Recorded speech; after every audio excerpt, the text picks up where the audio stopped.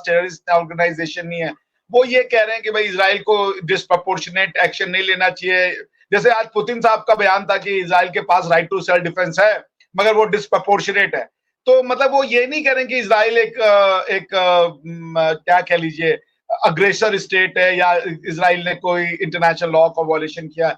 सब लोग कह रहे हैं कि नहीं भाई उनके पास राइट टू सेल्फ डिफेंस है, उन्हें अपने आप को बचाना होगा, तो वो जो कर रहे हैं वो ठीक है। हाँ, थोड़ा कम करें तो ज्यादा बेहतर होगा।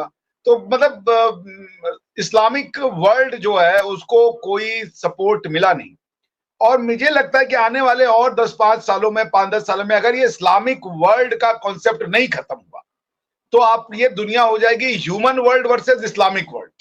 क्योंकि सारी दुनिया ह्यूमैनिटी की ओर चली जा चुकी है, वो मानवता वाले डायरेक्शन में जा चुकी है। तो मानवीय समाज वर्सेस इस्लामिक समाज, अब ये इस्लामिक समाज को सोचना है कि वो कहां जाना चाहते हैं। भाई हमास के जो लीडर थे या जो कोई पैलेस्टाइन के जो जो कोई धर्मगुरु थे, इस्लामिक स्कॉलर, उन्होंने कहा कि इस्राइल तो हमारा पहला है, उसके बाद दुनिया पे हमें फतह करनी है। अब ये कौन सा आपको मतलब यार स्पिरिचुअलिटी है ये कि दुनिया पे फतह करनी है, लोगों के जबानों को खत्म करना है, लोगों के कल्चर को खत्म करना है, लोगों के हकूकों को खत्म करना है, इस्लामी हकूकों के, ये सब क्या मतलब ये कौन सा मानसिकता है? अरे आपको मानना है आप मानो, दुनिया को क्यों ले जाके दे रहे हो भाई? दुनिया खुश है अपनी जिंदगी में, वो बहुत आगे बढ़ गई है।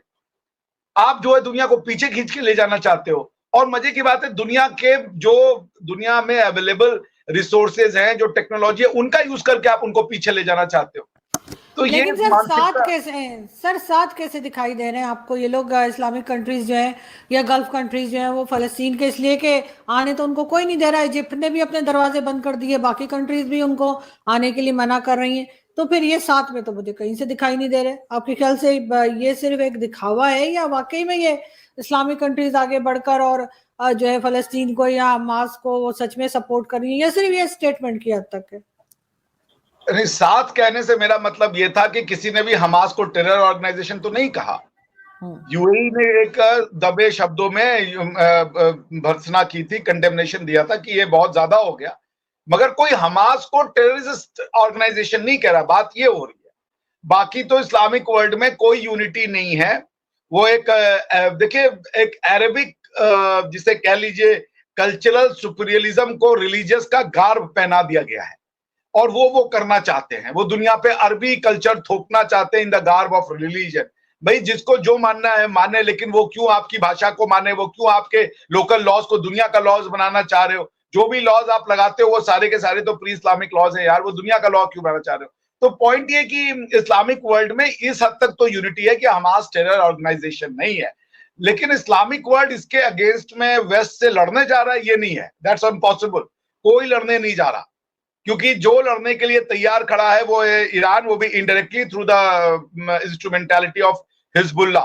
हिजबुल्ला के इधर उधर बयान आ रहे हैं कि भाई आप कर ले, वरना तो देखिए ना, कल इन्होंने सीरिया पे बॉम्बिंग करी थी और मेरे ख्याल से जॉर्डन के किसी एक एरिया पे बॉम्बिंग करी थी एयरपोर्ट पे इजराइल ने।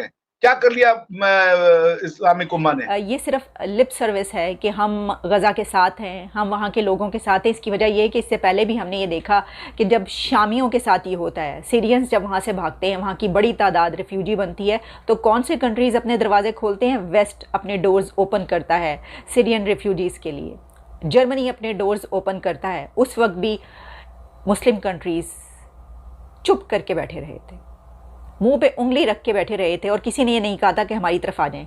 किसी ने उन वहाँ के जो इस्लामिक कंट्रीज़ के निकलने वाले रिफ्यूजी हैं, किसी ने उनको पनाह नहीं दी। किसने पनाह दी? वेस्ट ने। मगरबी ममालिक ने ही उनको पनाह दी। इस वक्त भी ऐसा नज़र आ रहा है कि बातें तो बहुत बढ़ बढ़ के की जा रही हैं, लेकिन अपने मुल्क में उनको लेने के लिए कोई तैयार नहीं होगा। इसी के साथ एक और ख़बर ये है जो कि बहुत अलार्मिंग न्यूज़ है, और वो ये है कि लेबनान और इज़राइल के बीच भी झड़पें जारी हैं। इज़राइल ने सीरिया पर, शाम पर बमबारी की है, हमले किए हैं, और अब लेबनान इसमें पूरे तरीके से दाखिल हो चुका है। यानी जो हमने आपको पहले कहा था कि ये मल्टी फ्रंट वॉर बन चुकी है, तो इसमें लेबनान भी शामिल हो चुका है और लेबनान ने भी हमले किए हैं इज़राइल पर। तो हिज़्बुल्लाह के ये हमले इज़राइल पर, जब मैंने पहला प्रोग्राम उसके ऊपर किया था तो मैंने कहा था कि इस वक्त इज़राइल को सबसे बड़ा ख़तरा या ख़दशा ये है दुनिया को कि कहीं ऐसा तो नहीं होगा कि हमास के साथ साथ ऐसे ही एक और ग्रुप हिज़्बुल्लाह भी हमला करे इज़राइल पर, और अगर ऐसा होता है तो फिर ये जंग क्या रुख इख्तियार करेगी। तो अब ये हो चुका है और हिज़्बुल्लाह भी इज़राइल के साथ जंग में शामिल हो चुका है। तो अब इज़राइल, हमास, लबनान, हिज़्बुल्लाह, ईरान वैसे ही धमकियां दे रहा है, ये सब कुछ इकट्ठा हो चुका है। तो इसी बिना पर ही कहा जाता है कि ये जंग